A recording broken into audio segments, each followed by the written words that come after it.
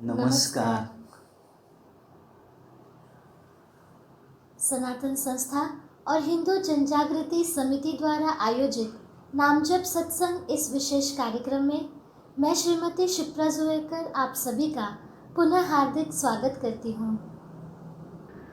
यहाँ के स्थान देवता, वास्तु देवता और भगवान श्री कृष्ण जी के चरणों में हम प्रार्थना करेंगे कि आज का यह कार्यक्रम निर्विघ्न रूप से संपन्न हो।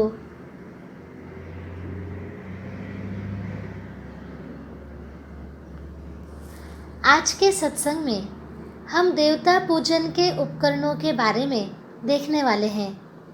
जिन वस्तुओं की सहायता से हम अपने आराध्य देवता की पूजा अर्चना करते हैं उन्हें उपकरण कहते हैं।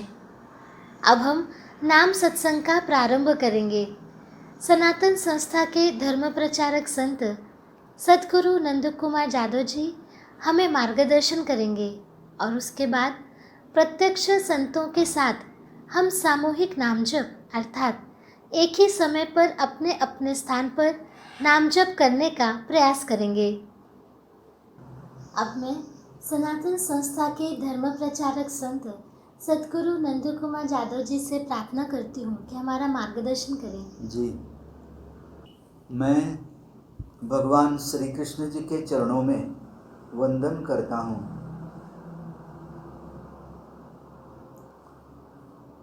आपसे भी अनुरोध है कि आप अपने उपास्य देवता अथवा इष्ट देवता अथवा कुल देवता से प्रार्थना करें कि आज का ये कार्यक्रम हम निर्विघ्न रूप से सुन पाएं। आज के सत्संग में हम देवता पूजन के उपकरणों के संदर्भ में जानकर लेंगे। वातावरण में देवी देवताओं की सूक्ष्म तरंगें विद्यमान होती हैं। पूजा के उपकरण इन तरंगों को ग्रहण करने और उन्हें पूजक तक पहुंचाने के उत्तम माध्यम हैं। शास्त्रीय दृष्टिकोण से देवता पूजन के उपकरणों का ये महत्व है। तो इस विषय को अब हम आरंभ करेंगे। जी, तो हमें बताएं कि देवता पूजन के उपकरण किस धातु के बने होने चाहिए।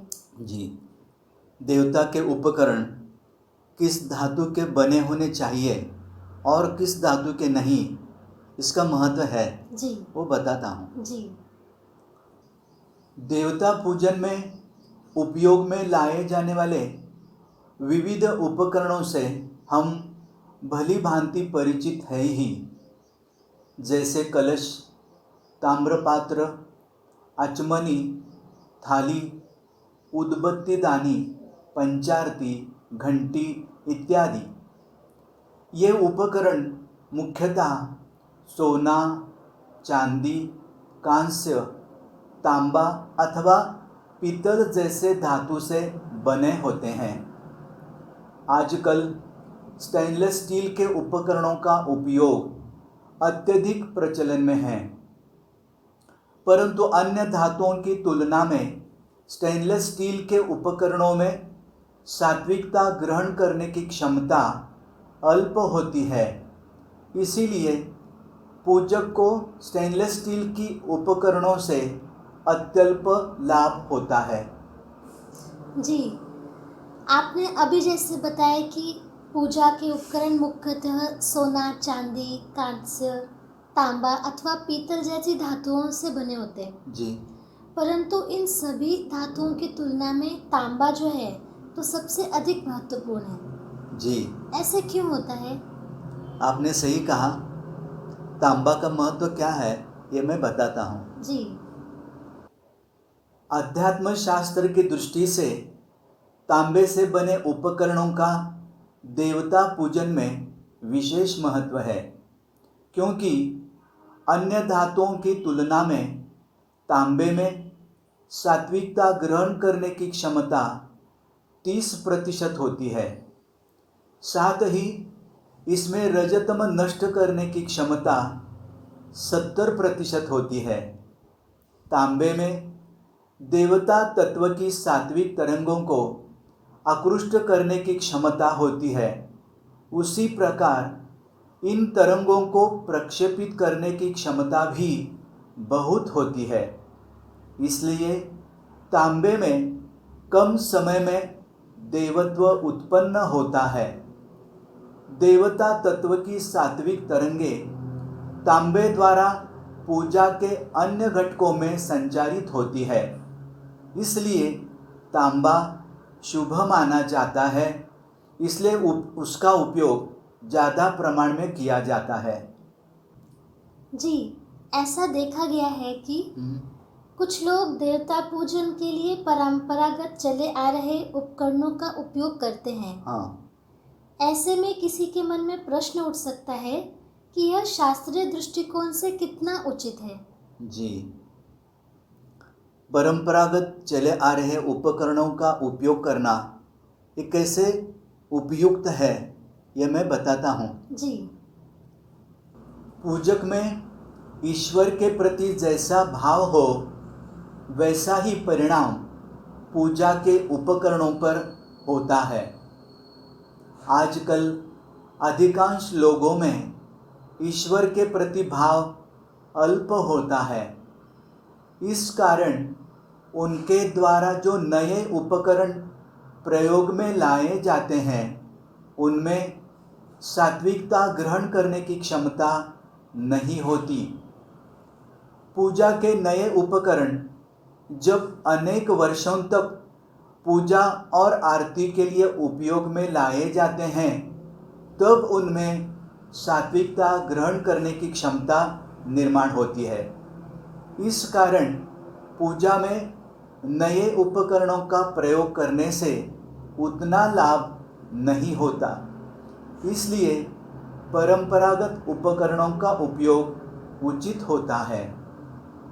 जी, पूजा के उपकरणों में कलश को महत्वपूर्ण क्यों माना गया है?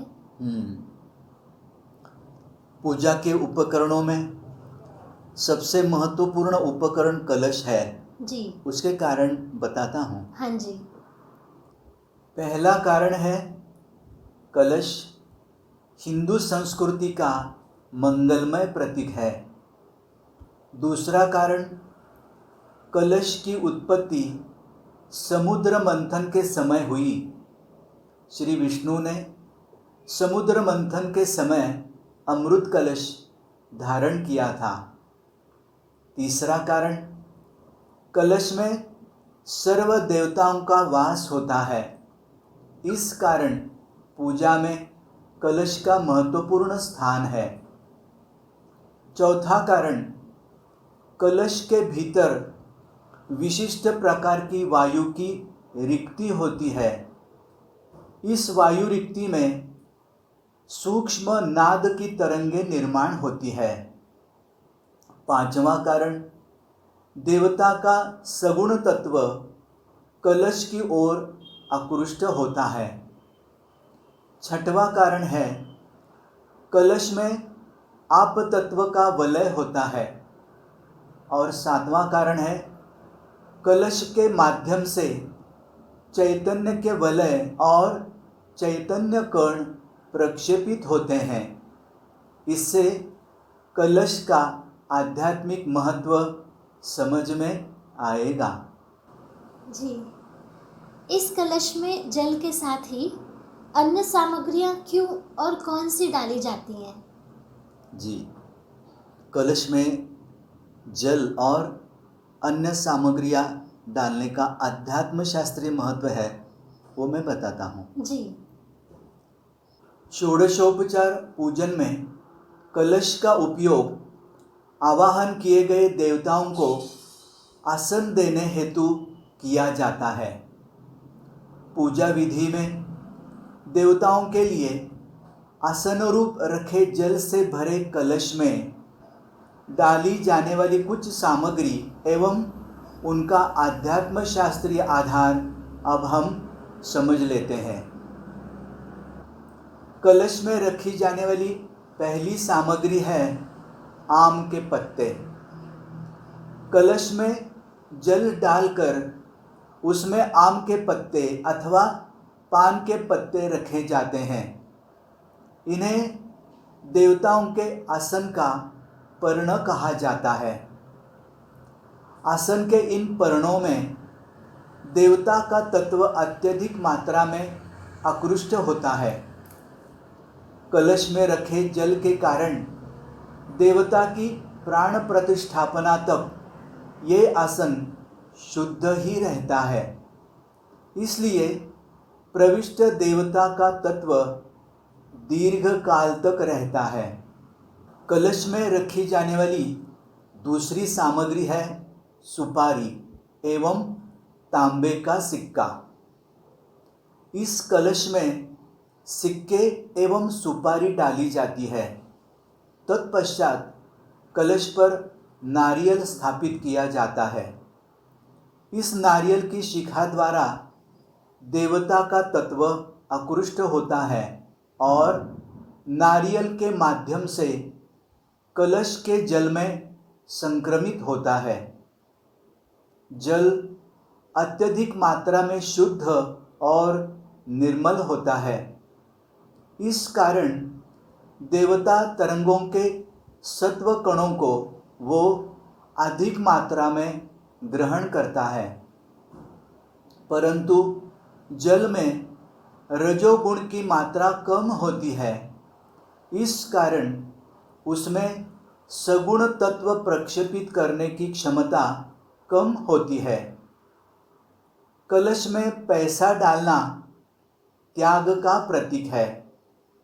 इस माध्यम से धन का त्याग होता है और व्यक्ति की धन की आसक्ति कम होती है।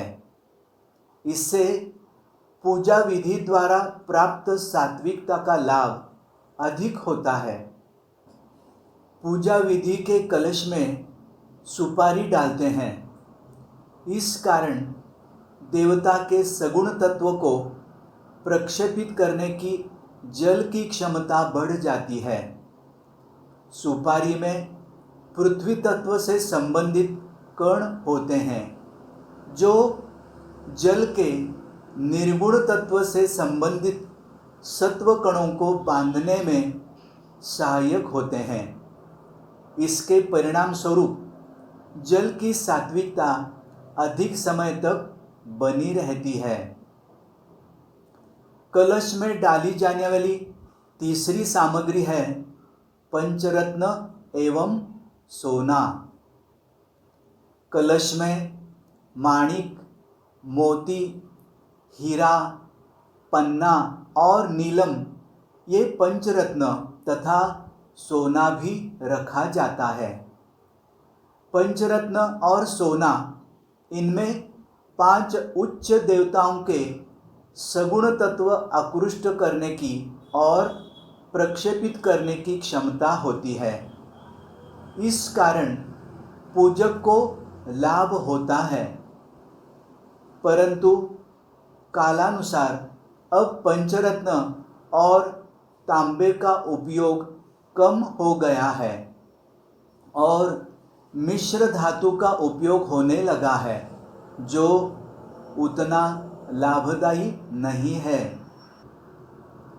जी, पूजा विधि समाप्त होने पर कलश में रखा जल वास्तु में छिड़कने का तथा शेष बचा हुआ जल आंगन की तुलसी में डालने का कारण क्या है? जी, आपने अच्छा प्रश्न पूछा है। बहुत से लोग ऐसी कृति तो करते हैं, परंतु उनको इसका अध्यात्म शास्त्रीय कारण नहीं मालूम होता। जी बिल्कुल, वो मैं बताता हूँ। हाँ। हम देखते हैं कि कलश में रखे जल को पूजा के उपरांत तुलसी में डाला जाता है अथवा वास्तु में छिड़कते हैं।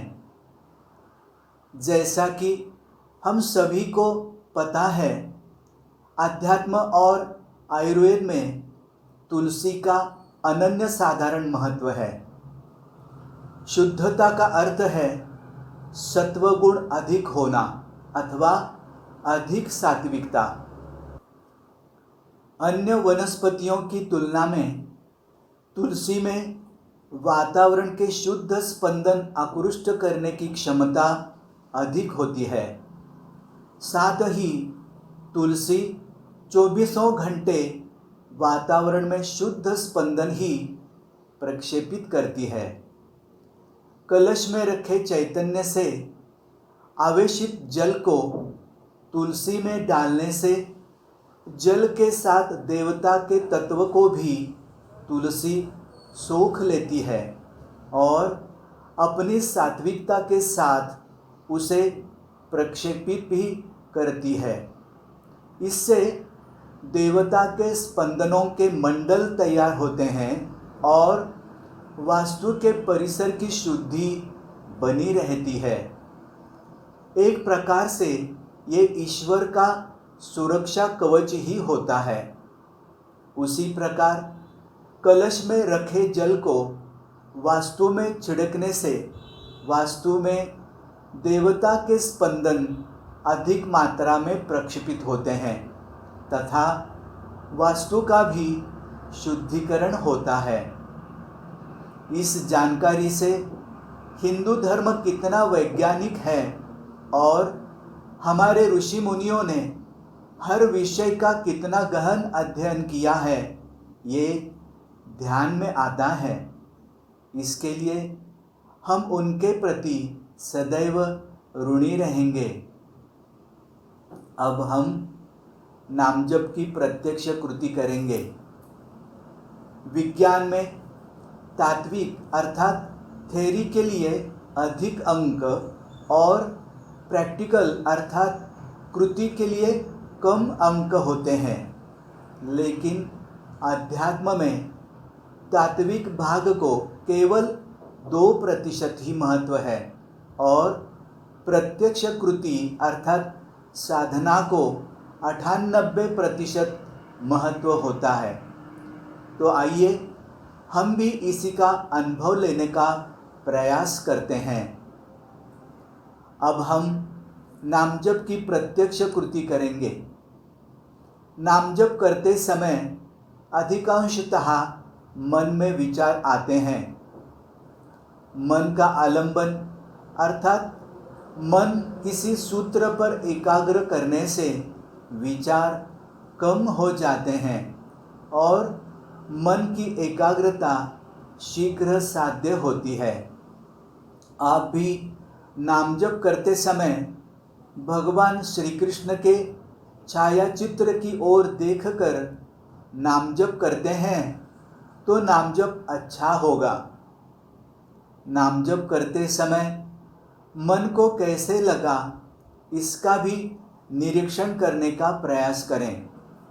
और अब नामजप के संबंधी अधिक सूचनाएं श्रीमती क्षिप्रा जी हमें देंगी। जी, सदगुरु जादव जी, आज हमें पूजा घर के उपकरणों के विषय में इतनी अधिक जानकारी मिली, इसके लिए हम कृतज्ञ हैं। जी। अब हम श्री कृष्ण जी का नामजप ऑडियो के द्वारा लगाएंगे। इस ऑडियो की विशेषता है, सनातन संस्था की संत श्री चित्त शक्ति श्रीमती अंजलि गाडगिल जी ने ये सात्विक जप का उच्चारण किया है। यदि आपके उपास्य देवता अथवा कुल देवता अलग हैं और आपको उनका नाम जप करना हो तो आप ऑडियो म्यूट कर सकते हैं और नाम जप कर सकते हैं। आज प्रत्यक्ष संतों की वंदनीय उपस्थिति में हमें नाम जप करने का अवसर मिल रहा है। हम इसकी अनुभूति लेंगे। नाम जप का समय पूरा होने पर आपको हम सूचित करेंगे। किसी भी कार्य से पूर्व प्रार्थना करने से और कार्य पूरा होने के बाद कृतज्ञता व्यक्त करने से कार्य में आने वाली बाधाएं दूर होती हैं। इसलिए नाम जप का आरंभ करने से पहले हम अपने इष्ट देवता, कुल देवता या भगवान श्री कृष्ण जी से प्रार्थना करेंगे। हमारा नाम जप भावपूर्ण और एकाग्रता से करवा लीजिए, यही आपके चरणों में प्रार्थना है।